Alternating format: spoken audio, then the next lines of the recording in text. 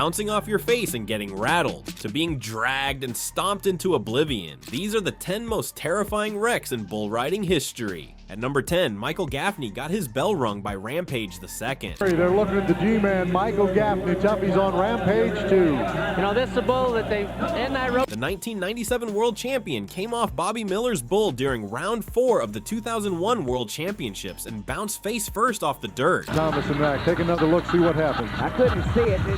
It's in there. It looked brutal, because it was. But if you think that was rough, Travis Briscoe at number 9 had it worse. 6 out of 7 ride this bull if they ride with the right hand. He got launched forward by Bando's Wild and Reckless at the 2010 Charlottesville Invitational and slammed into the ground hard. Settled on the back and looks as though it's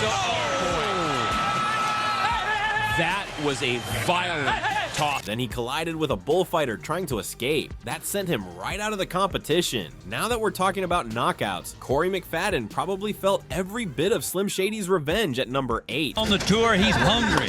Here it is, Slim Shady says, let's get it on, youngster. He got whipped down and made head-to-head contact with the bull. Explain that again, Tough. What do you mean? Oh, man, he got it in. No joke, he got his bells rung. And while McFadden took 1 hit, Dustin Hall at number 7 took 2. Just bucks, and he wants to get rid of the guy on his back. That's Dustin Hall. He caught a horn to the chin from Prime Time at the 2001 Anaheim Money Round. But that wasn't the worst part. Man. Oh, he's knocked. Hall got hung up while unconscious and dragged, and I hope he doesn't remember it. He's knocked out. Oh, don't step on him. My goodness. Although getting knocked out and dragged is terrifying, Dave Semsel at number 6 stayed conscious for his wreck in St. Louis back in 2001. Samsel's demeanor has changed since then. Just a tough bull, though. Left-hand delivery. He's back on the... He didn't even hit the ground first, just took a horn straight to the mouth from Rampage's horns. The impact was sickening. Got a good hold. Whipped him down right now. You think he's okay, but he started to look out. It was on the end of his arm and just made a mistake. Bam! I mean, that horn hit him right in. How he didn't get knocked out is anyone's guess. Maybe that's why they called him Super Dave. Samsel took a brutal hit, but Cody Hart's disaster at number 5 was absolutely vicious. This is an ER bull, and here we go. Got to get set. Cody Hart, remember he made that really nice ride on that Red Bull in round 2. 173 and a half, he's got a good, let's see what they go. Big. Hart settled onto good as gold with confidence. The former champion seemed prepared. Fans anticipated success. Things appeared under control, but then it turned ugly. The bull ragdolled him. First one direction, then another. Watch the drop here. Right there. Oh, I mean, we're talking about... That tossing wrecked him. Hart couldn't get away fast enough. He knew he'd just survived something terrible. But here's what he said afterward. Good as gold earned his name that night. I thought I had him figured out, but bulls like that don't get figured out. You just hold on and pray. He's got plenty of rides under his belt, but considering what just happened at Worcester, this one stuck with him. At number 4, Casey Gates faced Boomtown during Charlotte's 1996 Jerome Davis Challenge, a night that still haunts him.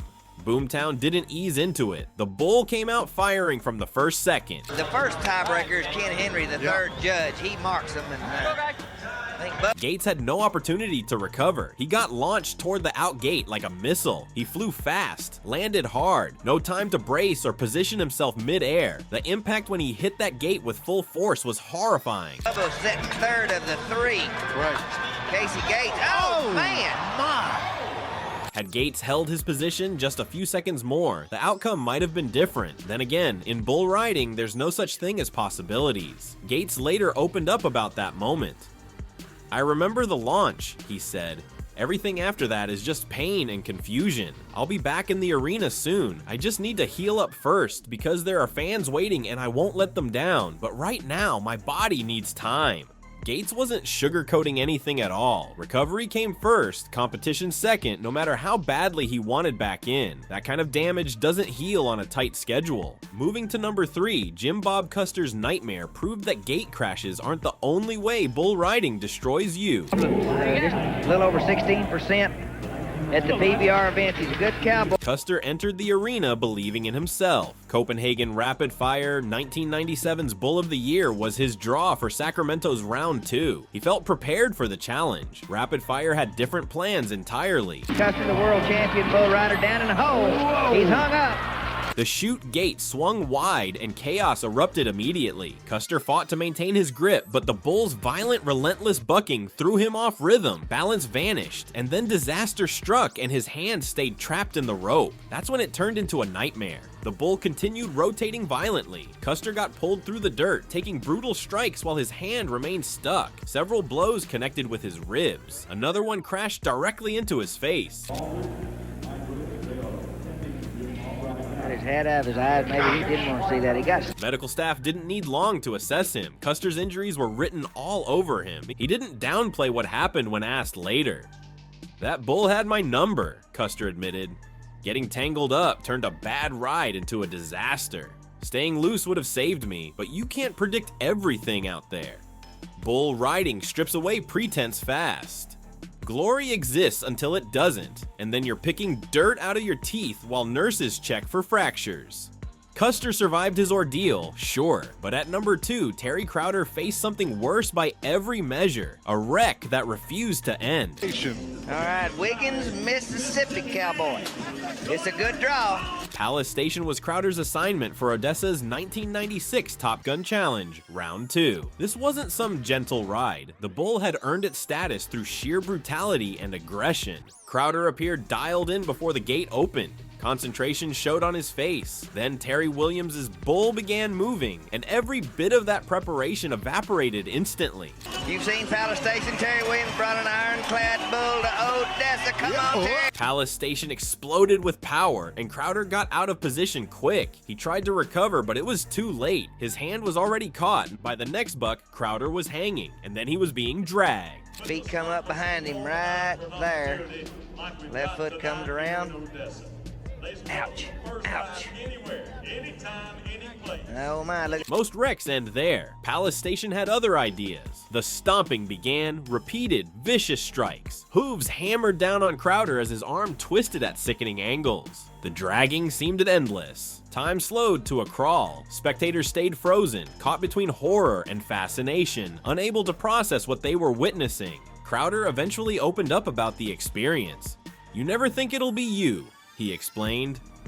Hearing people describe my arm, how far it extended, the unnatural position, I remember every second of that sensation. The physical damage healed eventually. The mental recovery, that took significantly longer, months before I could even consider climbing on another bull.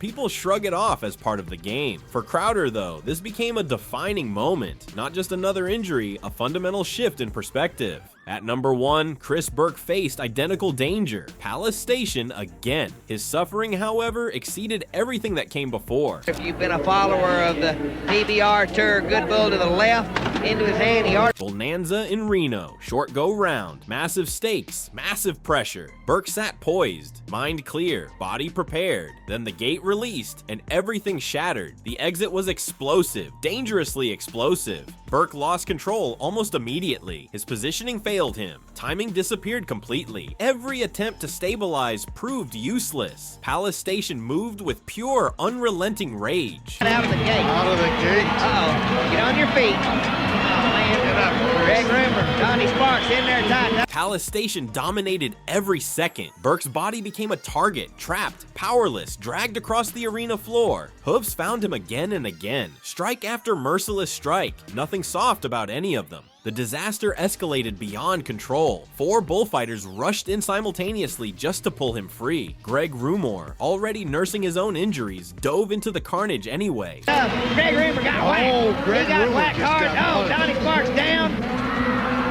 Well, they tried to rope the bull. Greg Rimmer in there. He's got a broken neck, remember.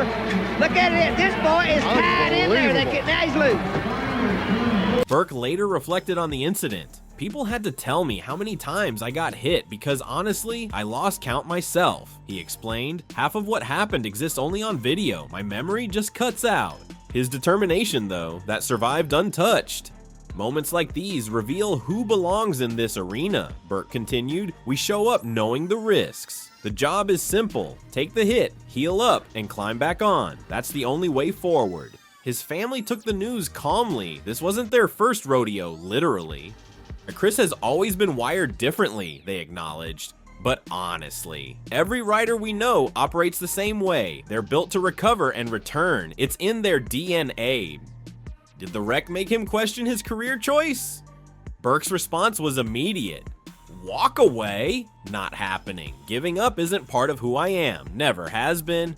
His career continues. The story isn't finished. Burke belongs to a rare group, riders who've stared down the absolute worst this sport offers. The injuries are real, the trauma lingers, the scars become permanent reminders. But here's what matters. Authentic competitors don't retreat when things get dangerous. They keep showing up. They keep chasing that perfect ride, that roaring crowd, those critical 8 seconds regardless of the cost. Retirement never entered the conversation. Danger and reward exist together. You can't have one without accepting the other.